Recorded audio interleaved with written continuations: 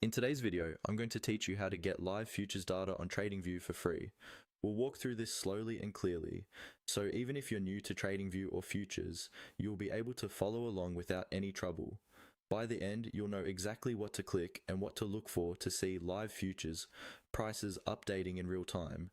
First, you'll want to be logged in to your TradingView account. If you don't have one yet, you can quickly create a free account on their website and then sign in.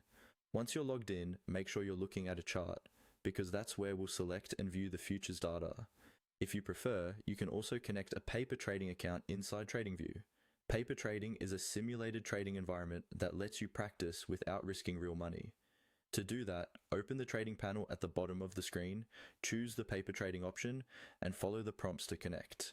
This step isn't absolutely required just to see data, but it's helpful if you want to place simulated trades once you have your futures chart open. Next, move your attention to the symbol box at the top of the chart.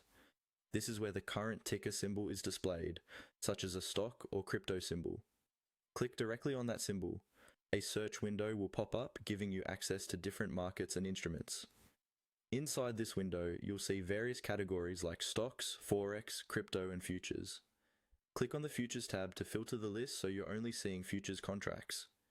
Depending on your region and the exchanges, TradingView supports for your account type, you'll see different futures symbols here, such as index futures, commodity futures, or currency futures. From here, simply choose the futures contract you're interested in. When you click it, the chart will update to show that contract, and if live data is available for free on your plan and region, you'll see the prices updating in real time. Take a moment to confirm that the quotes are moving and that the timescale at the bottom reflects current market activity.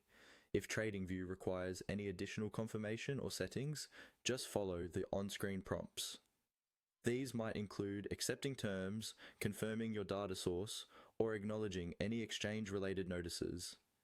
Carefully read what appears, click through as needed, and once everything is confirmed, your live futures data should be ready to use.